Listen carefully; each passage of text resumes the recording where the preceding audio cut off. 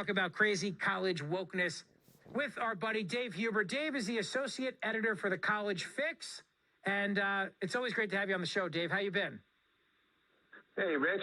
I'm doing well. How you doing, man? Doing well. And by the way, you're a great supporter on Twitter as well. Always love your tweets and your support of the show. And you guys do great work at the College Fix. Tell me what the College Fix is and why it's important to everybody. The main purpose of the College Fix, we look for potential conservative students that want to get into journalism. That's the main focus.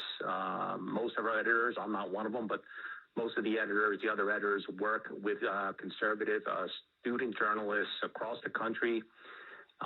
We look to eventually place them at a conservative media outlet, such as like the Daily Caller, or the Free Beacon, or the Federalist, etc.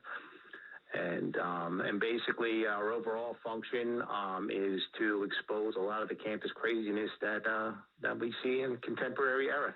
So tell me about some of the craziness that you guys have covered recently at the College Fix. One of the this is a go, and this is one that I personally worked on. This has just happened at the end of last week. Apparently, the Yale student government sent out an email, like a newsletter, the Yale College Council, and apparently one of the tips they said they gave for celebrating Black Joy for Black History Month was white people can take off their coat and place it over a puddle on the sidewalk so your black friends can walk with ease, quote. Now, Rich, I got to tell you, now I personally waited to give you, to publish this for 24 hours because I contacted the Yale student government. We always have our potential parody or satire snoopers up. And I was like, this is just, now I know today sometimes it's hard to tell whether certain things are parody or not, but never heard from them. So I said, okay. And lo and behold, on Sunday, I get an email back from them. Now, here was what their excuse was for that, Rich. And I don't know about this, but they said that the original email that went out, they said that they were just trying to bring attention to certain forms of Black humor during Black History Month. And they said they included some references to actress, comedian Issa Rae and some other popular satirical videos. And then they pointed out that they said, well, we were also cognizant that students come from different backgrounds. They may not have picked up on the humor of those suggestions that they had put out. No, I'm speaking just for me.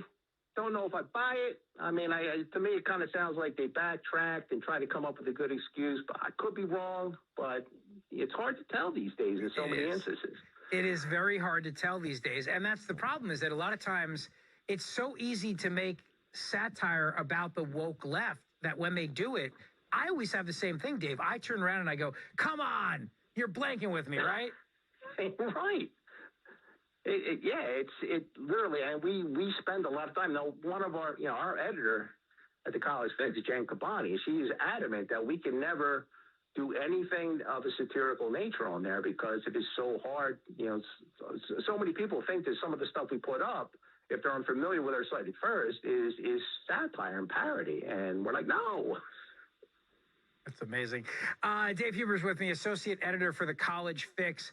What about close to home? I noticed that Temple students were, they want more than lights and cameras to fight crime. They're really worried, and I don't blame them. I mean, Philadelphia, we talk about it, Dave, all the time, how unsafe this city is. And you go to college there, you expect to be safe, you want it to be safe, but what they're saying is that it's not just a matter of having more lights and more cameras. I think for a lot of them, it is a situation right now where we've seen wokeness actually affecting physical safety of college kids across this country. Oh, absolutely. I mean, Philadelphia is really feeling that pinch, so to speak. The interesting thing about, like, for Temple, like you mentioned, I mean, as you're obviously aware, back in 2020, I mean, Penn, UPenn, and Temple in particular, were involved. Students were involved in the defund, abolish the police movement. that went on. For example, back in 2020, like Temple, actually, they retracted funding from the that they had typically put out to the Philadelphia Police Foundation. They reallocated it towards university social justice programs. Okay, then fast forward 2 years, the Temple parents, they actually, they formed a rapid response team to help out with campus safety. And Temple also, in response, said it would look to double the size of its police force. Whoa. And get this, also, off-campus landlords can also get university funding to help improve safety all of a sudden. So it's, and then we have a story up today, just today, from one of our student writers. The student government president, Gianni Quattro, I don't know if I'm pronouncing that, probably the Mama Zeoli's help pronouncing his name.